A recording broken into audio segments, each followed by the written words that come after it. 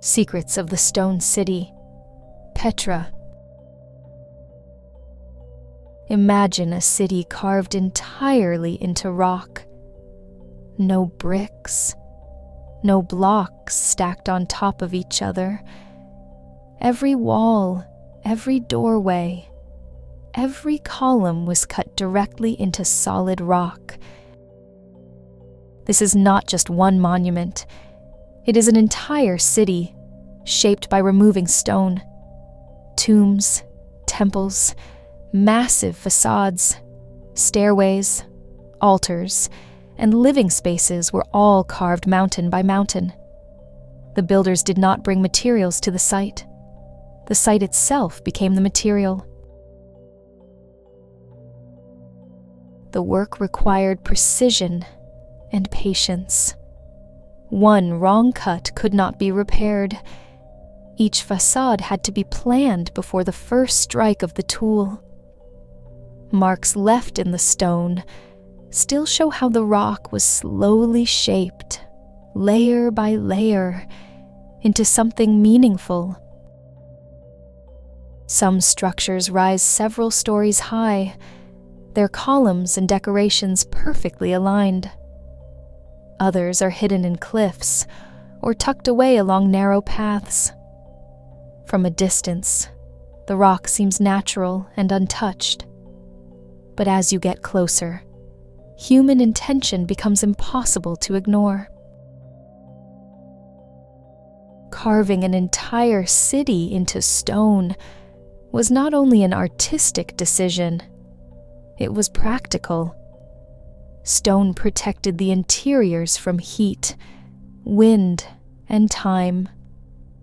It allowed buildings to last for centuries, even after the people who created them were gone.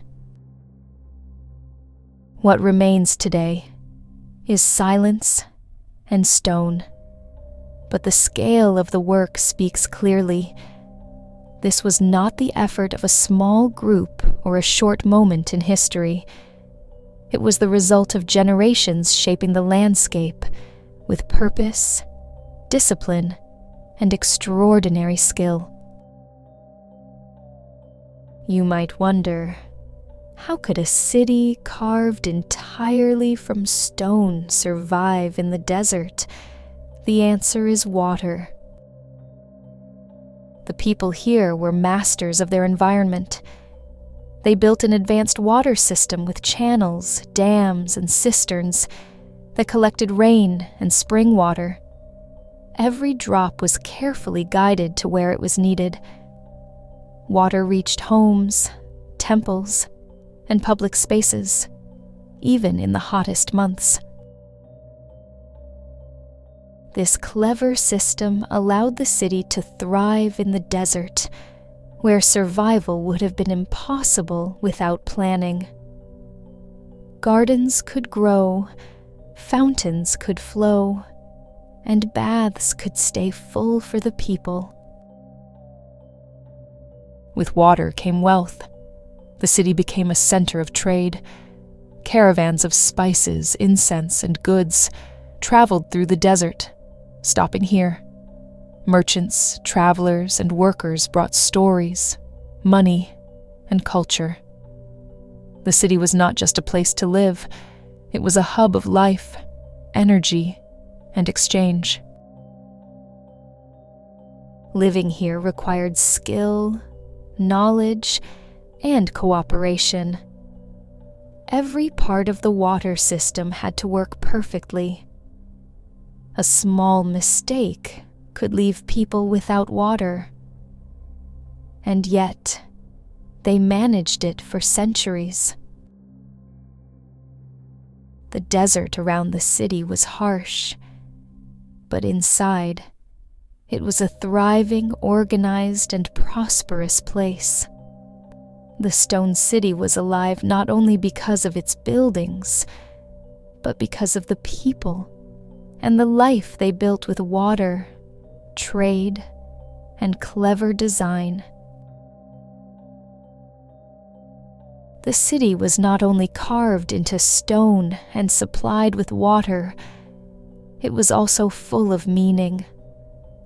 Every building, every tomb, and every temple told a story about the people who lived there. The temples were places of worship, where people prayed, celebrated, and honored their gods.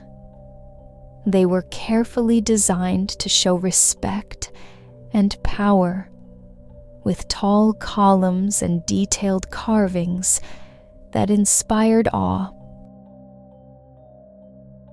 The tombs were more than graves. They reflected status, culture, and family history. Some were small and simple, for ordinary citizens. Others were massive, with elaborate facades carved into the cliffs, showing that the people inside were important leaders or wealthy merchants.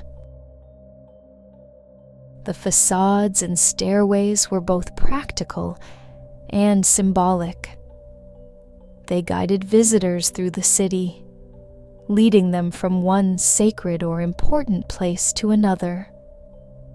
Altars and public spaces allowed ceremonies, markets, and gatherings to happen smoothly. This combination of engineering and culture made the city extraordinary. The people did not just survive, they expressed their identity, their beliefs, and their power in stone. Every corner of the city was carefully planned, connecting life, faith, and commerce. Even today, walking through the ruins, you can feel the thought and skill that went into every carving. The city was a living artwork, a reflection of a civilization that mastered both the desert and their culture.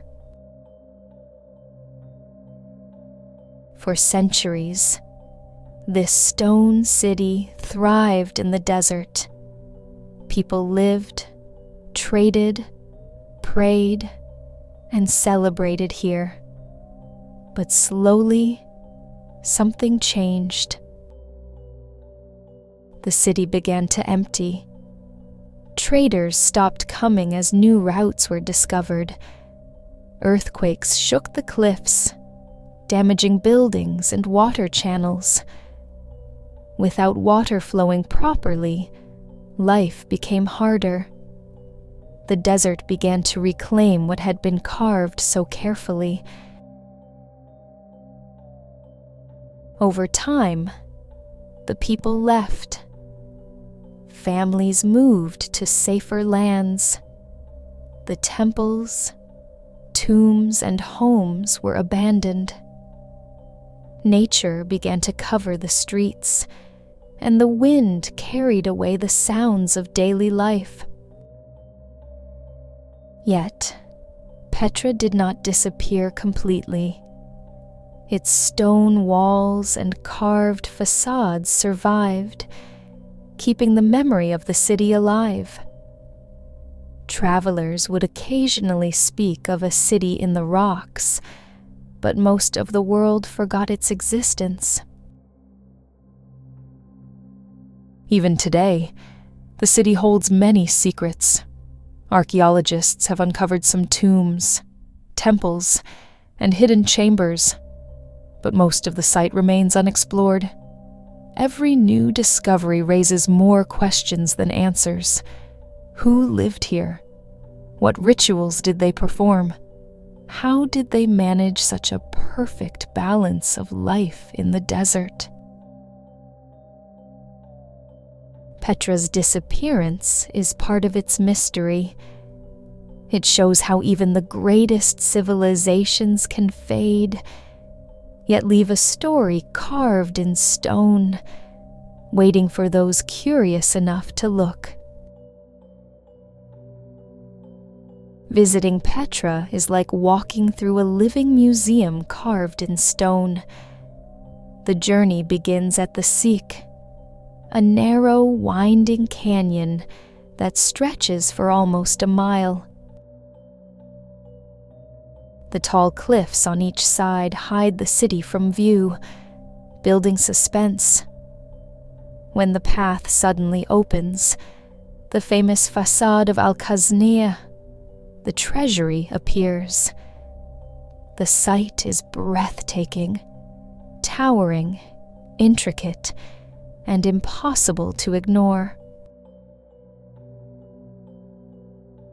As you explore further, you will see tombs carved into cliffs, stairways leading to high viewpoints, and temples that speak of rituals long gone. Every corner of the city tells a story.